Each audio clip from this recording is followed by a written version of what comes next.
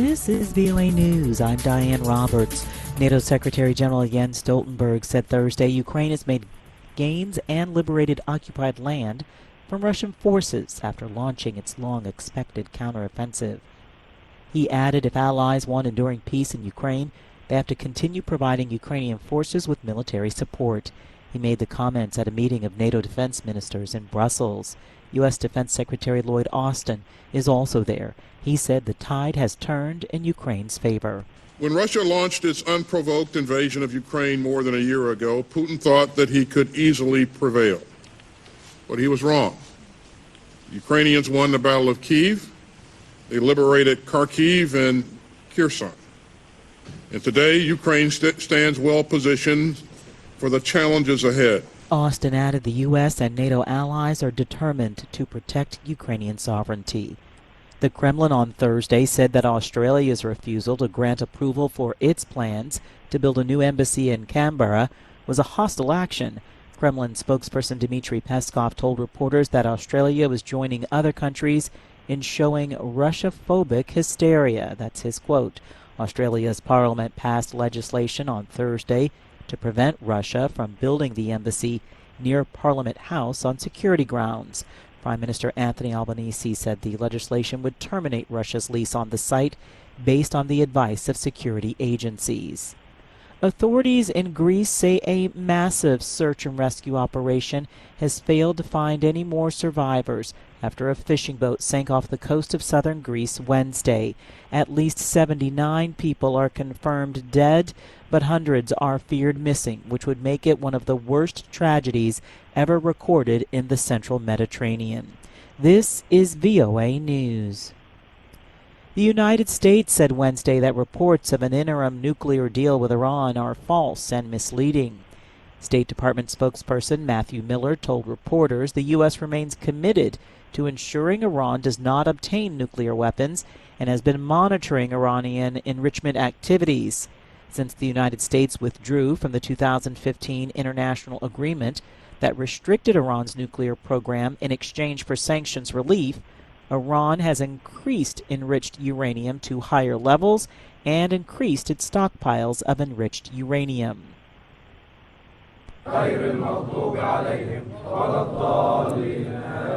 Hundreds attended a funeral procession on Thursday for a Palestinian gunman killed by Israeli forces in clashes that erupted during a house demolition in the West Bank. The Israeli military said its forces came under fire while they were working to destroy the house of a Palestinian man who had killed an Israeli soldier in 2022 and shot back at gunmen. Palestinians and rights groups say home demolitions of assailants are collective punishment that breach international law. Israel says it's a measure that deters others from mounting deadly attacks. Farmers in Ghana are embracing new methods to reduce food spoilage after the harvest and boost their revenue streams. The changes are coming as the West African country's post-harvest loss rate steadily increased in recent years. Here's VOA's Neka Chile reporting. Over the past 3 years, post-harvest losses, high export duty rates, and increased fertilizer prices have cut into farmers' incomes in Ghana. Among those forced to adjust was mango farmer Sandra Snowden.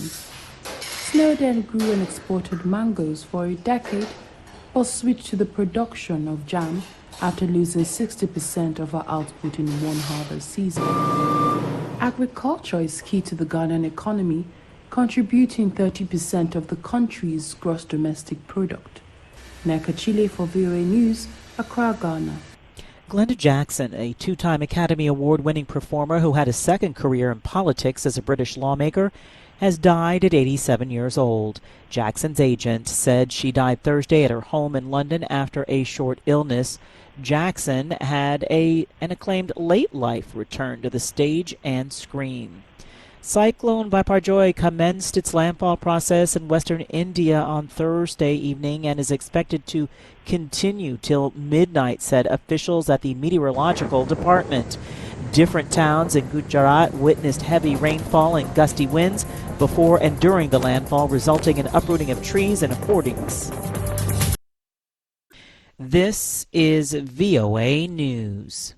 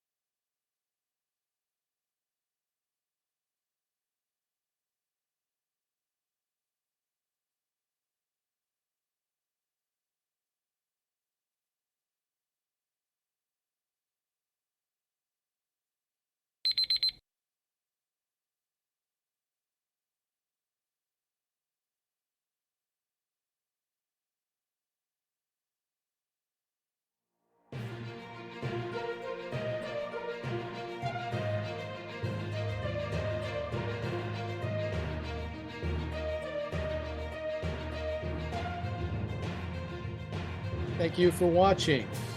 Can you do me a favor? Please leave a comment in the comment section below. That would really help. Thank you, and see you again soon.